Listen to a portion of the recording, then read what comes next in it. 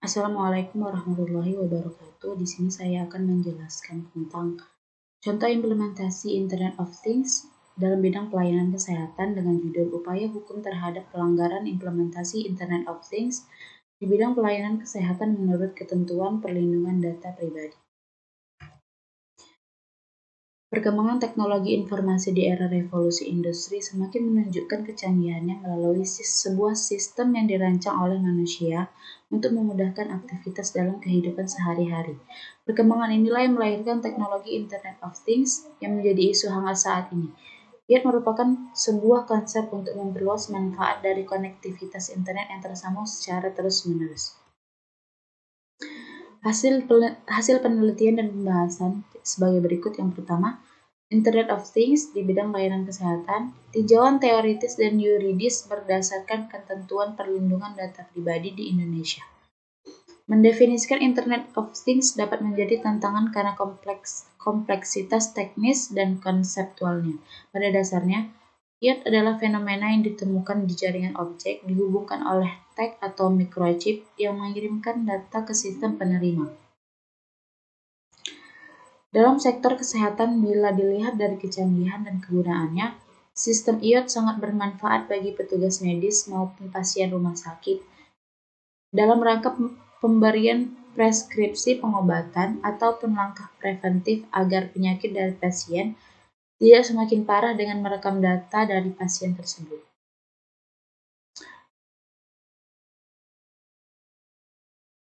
Model komunikasi IoT terdiri dari sebagai berikut. Yang pertama, device-to-device communication merupakan dua atau lebih perangkat yang terhubung secara langsung dan berkomunikasi antara yang satu dengan yang lain, bukan melalui server aplikasi sementara. Yang kedua, device-to-cloud communication, perangkat IoT terhubung secara langsung ke layanan cloud pada internet seperti penyedia layanan aplikasi untuk bertukar data dan mengontrol trafik. Yang ketiga, device to gateway model atau device to application layer gateway, menghubungkan perangkat IoT ke layanan ALG sebagai saluran untuk mencapai cloud.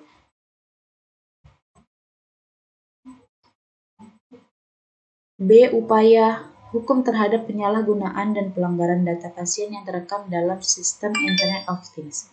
Yang pertama, dalam Undang-Undang Nomor 44 Tahun 2009 tentang Rumah Sakit pada pasal 32 huruf I dan Q bahwa pasien berhak mendapatkan privasi dan kerahasiaan penyakit yang diderita termasuk data-data medisnya, serta pasien mempunyai hak untuk menggugat atau menuntut rumah sakit apabila rumah sakit diduga memberikan pelayanan yang tidak sesuai dengan standar baik secara perdata ataupun pidana.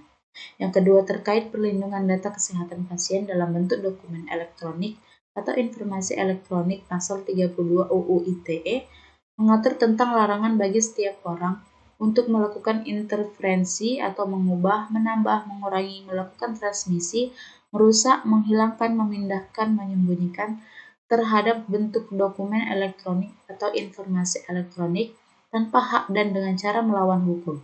Ancaman hukuman atas perbuatan tersebut diatur dalam pasal 48 Undang-Undang ITE.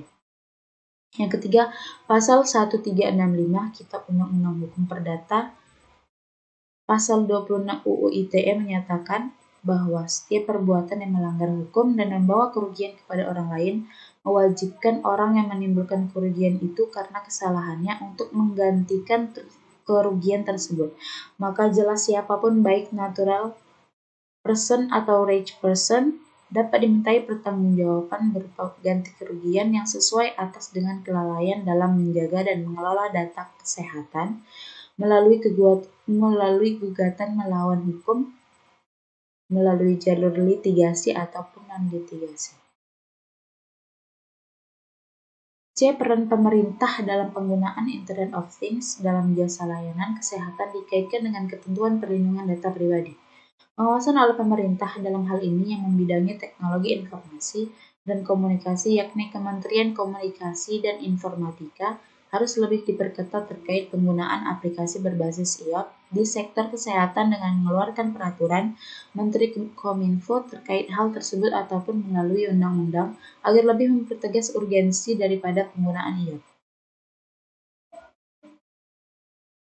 Kesimpulannya yang pertama, upaya hukum yang dilakukan yaitu melihat terlebih dahulu perjanjian antara controller dengan prosesor yang tertuang dalam data processing contract yang telah disepakati untuk mengetahui kedudukan tanggung jawab masing-masing pihak dalam perjanjian tersebut sehingga gugatan perbuatan melawan hukum ataupun tuntutan pidana, keterbukaan informasi publik, undang-undang praktik kedokteran tidak menjadi salah sasaran dan tepat dalam mencari keadilan bagi pasien sebagai konsumen jasa layanan kesehatan.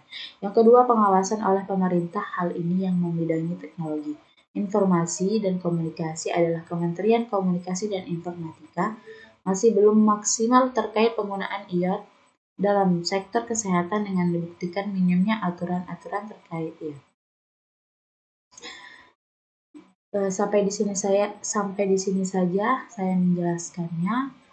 Mohon maaf jika kurang jelas. Assalamualaikum warahmatullahi wabarakatuh.